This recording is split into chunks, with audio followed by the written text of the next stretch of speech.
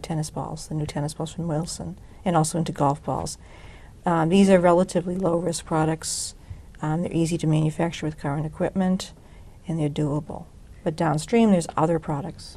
Are there high-risk products as? Well, the next set of products are things that yeah, there are lots of high-risk projects, but those are like way out. Okay. There's some stuff that's coming into the market right now that's would probably be maybe a couple of years going through FDA testing, which are basically nanoparticles that are coated with antibodies. And what they'll do is they'll go into your body and then go to a specific site and deliver a drug or deliver a treatment.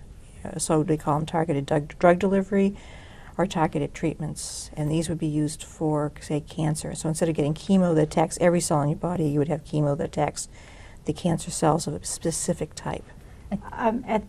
I'd like to kind of throw this to Mark here, who has a question related to some of the criticisms of nanotechnology. Mark? Well, as you guys are saying, your parents' influence do a lot in your decision. My dad's a rare book salesman, and so I've been encouraged to read my whole life. And in such books as George Orwell's 1984 and Aldous Huxley's A Brave New World, there's a lot of talks about ways of controlling society. And one of the criticisms I was reading about nanotechnology is that way down the road, could this lead to, implanting of, chips into people, using small technologies?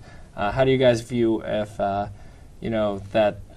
do you feel that, how would you respond to such criticism that one day it could end up with, if we're not careful with the ethical values, that this nanotechnology could lead to such a Orwellian, dystopian society? Well, you have to remember that already they can track you with your cell phone, so those problems already exist right now. So I think it's really important, and one of the things that we're looking at is trying to encourage participation by society in the discussion of how these things are used. But it's society needs to be educated to understand what these things will bring, and bring those issues to the front so that the political process can make those decisions.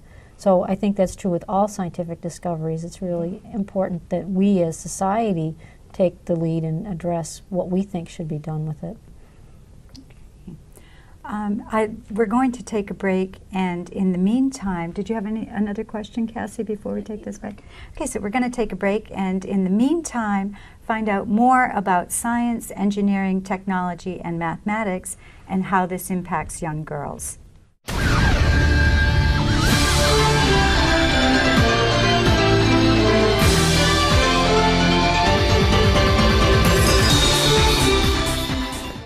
The No Child Left Behind Act is a federal government mandate that strives to close an achievement gap by setting higher standards for schools. It secures funding for math and science programs under the Department of Education and National Science Foundation. STEM is an educational initiative under No Child Left Behind that is working to close a gender and minority achievement gap in science and mathematics in the United States. STEM provides funding for K-12 public schools as well as higher education institutions. With funding, STEM will help the U.S. improve in areas where it is lagging globally in test scores, technology, and national defense. What is especially crucial is bringing up test scores where the United States has consistently fallen behind. The Trends in International Mathematics and Science Study, TIMSS, measured 49 different countries' students in the 4th and 8th grade levels, in which the United States is ranked lower than 5th in the world. Although No Child Left Behind seeks to improve U.S. test scores, it has stirred up controversy due to the fact that its main focus is improved test scores, not improved problem-solving skills.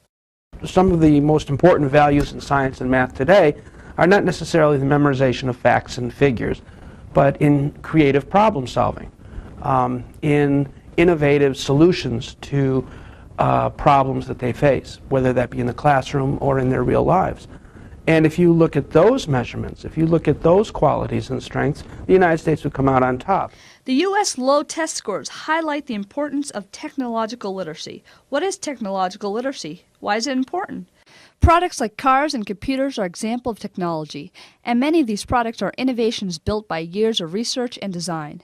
People in the United States tend to take these amazing innovations for granted and never give a second thought as how design makes our lives better.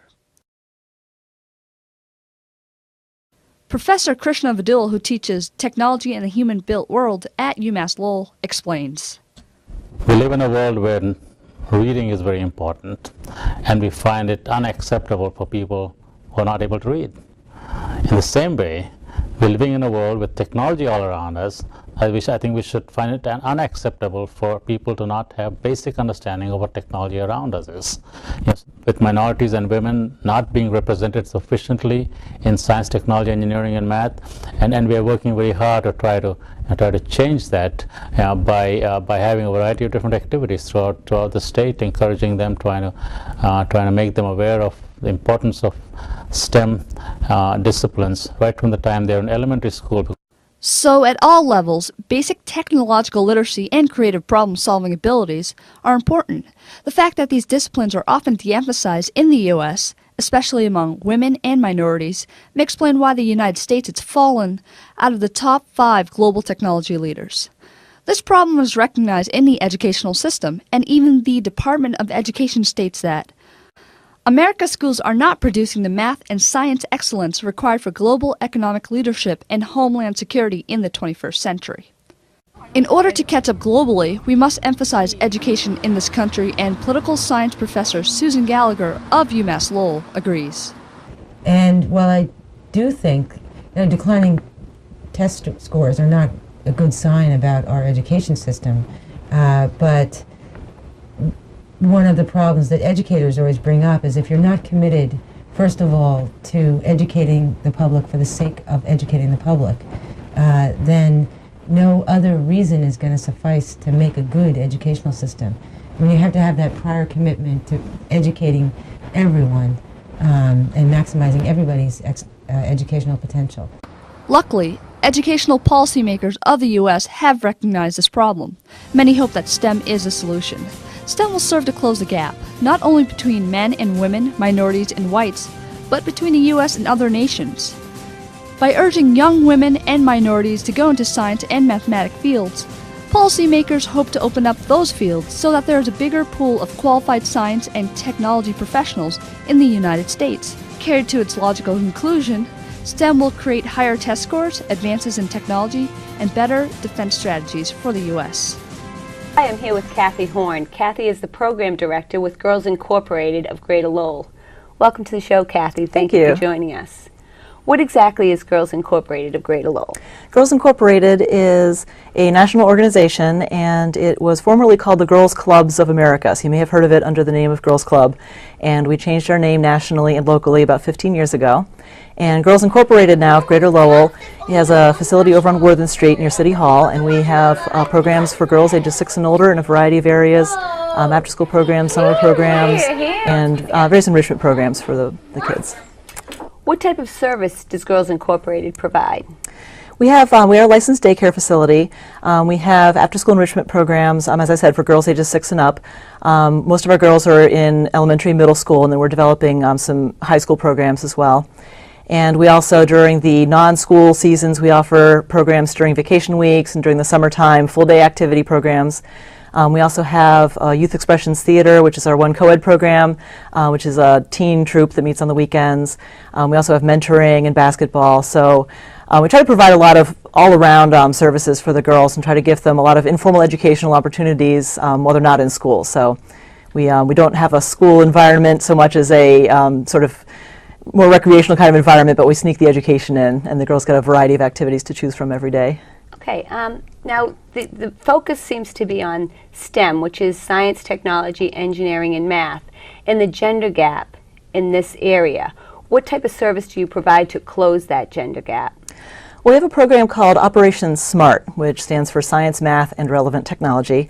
And it's a program that was developed by Girls Incorporated nationally in 1985 and has grown to expand and encompass a lot of other areas around engineering and advanced technology. And it's a program that focuses on giving girls the core skills for science, not necessarily having them memorize the periodic table first, but have them really develop the sense of exploration and teamwork and problem solving. And it provides a lot of very open-ended activities for the girls. So they're able to make their own hypotheses about things and test and take risks and make messes and take the leadership role and try things out and try